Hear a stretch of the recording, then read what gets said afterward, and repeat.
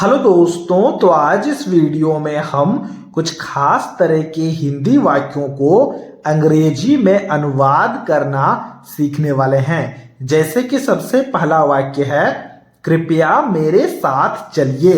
इसी प्रकार का दूसरा वाक्य है कृपया मेरी बात सुनिए। अगर आप इन दोनों वाक्यों को ध्यान से देखोगे, देखो यहां पर भी कृपया लिखा गया है, यहां पर भी कृपया लिखा गया है। कृपया का अंग्रेजी में मतलब होता है प्लीज। मतलब इस वीडियो में हम प्लीज को किस प्रकार से ट्रांसलेशन में इस्तेमाल करेंगे वही हम आज के इस वीडियो में सीखने वाले हैं। तो शुरुआत हम सबसे पहले वाक्य से करते हैं। पहले वाक्य में लिखा गया है कृपया मेरे साथ चलिए। तो कृपया का मतलब प्लीज होता है, तो हम यहाँ पर सबसे पहले प्लीज लिखेंगे। स्पेलिंग को जरा ध्यान से देखना। तो हमने यहाँ पर लिखा प्लीज मतलब कृपया। फिर लिखा गया मेरे साथ चलिए। चलिए लिखा गया है, इसके लिए हम यहाँ पर लिखेंगे कम। प्लीज कम मतलब कृपया चलिए। किसके साथ चलिए? ना मेरे साथ चलिए।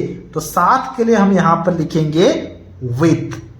प्लीज कम विथ मतलब कृपया साथ चलिए। किसके साथ? ना मेरे साथ। और मेरे का यहाँ पर अंग्रेजी में मतलब हो जाएगा मी। तो हमने यहाँ पर लिखा प्लीज कम विथ मी मतलब कृपया मेरे साथ चलिए। ठीक है, इसी प्रकार से अगले वाक्य को भी ट्रांसलेट करते हैं। यहां पर भी लिखा गया है कृपया मेरी बात सुनिए। तो कृपया के लिए यहां पर भी सबसे पहले लिखेंगे प्लीज। तो हमने यहां पर भी सबसे पहले लिखा प्लीज। ठीक है, फिर देखो लिखा गया है मेरी बात सुनिए। और सुनना का अंग्रेजी में मतलब क्या होता है? सुनना का अंग्रेजी में मतलब होता है लिसन। तो हमने यहां पर लिखा लिसन। अच्छा, एक और बात, यहां पर जो बात सुनिए लिखा गया है ना, इसी के लिए आप लिसन शब्द का प्रयोग कर सकते हो।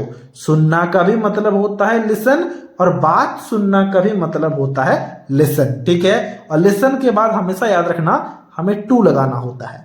तो हमने यहां पर लिखा लिसन टू मतलब कृपया बात सुनिए। किसकी बात सुनिए? ना मेरी बात सुनिए। तो यहां पर क्या लिखना होगा? ना मी। प्लीज लिसन टू मी हो गया कृपया मेरी बात सुनिए का अंग्रेजी में अनुवाद। इसी प्रकार से अगले वाक्य को देखना।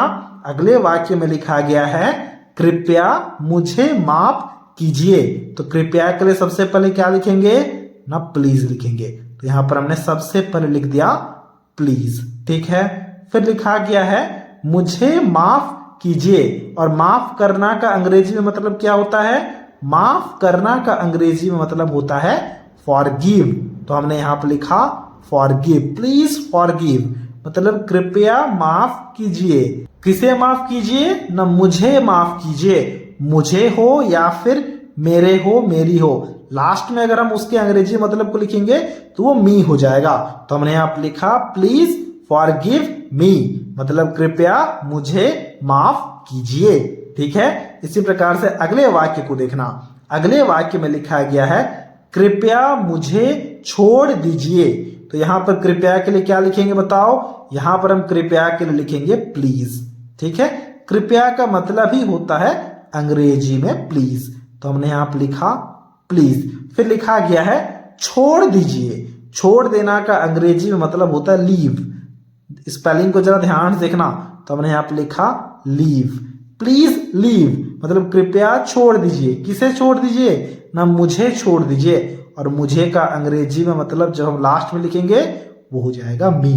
प्लीज लीव मी हो गया कृपया मुझे छोड़ दीजिए का अंग्रेजी में अनुवाद। इसी प्रकार से यहां पर एक और वाक्य दिया गया है, इसके ट्रांसलेशन को अभी आपको खुद से करना है। देखो वाक्य है कृपया उनकी बात सुनिए। जैसे कि वहां पर लिखा गया था, जो हमारा दूसरा नंबर का वाक्य था, यहां पर लिखा गया था कृपया मेरी बात सुनिए। और जो आपके लिए होमवर्क है वहां पर लिखा है कृपया उनकी बात सुनिए। तो यहां पर जो उनकी लिखा गया है ना, इस उनकी के लिए आप यहां पर हिम शब्द का प्रयोग कर सकते हो या फिर हर शब्द का प्रयोग कर सकते हो। और उसी तरह से ट्रांसलेशन को करना है जैसे हमने दूसरे नंबर के वाक्य के लिए किया था। हिम शब्द किसके लिए प्रयोग होता है? अगर किसी पुरुष के बारे में बात हो रही है तो हम यहां पर हिम शब्द का प्रयोग करेंगे, और अगर कोई स्त्री है तो हम हर शब्द का प्रयोग करेंगे। दोनों का ही प्रयोग करना इस वाले वाक्य के लिए सही है, तो इसीलिए हमने यहाँ पर हिम या फिर हर लिखा है। अब ट्रांसलेशन को अभी आपको खुद से करना है और हमसे कमेंट बॉक्स में जरूर से जरूर शेयर करना है। तो ये था आज का वीडियो। अगर आपको ये वीडियो अच्छा लगा है तो इस वीडियो को एक लाइक जरूर से जरूर कर देना।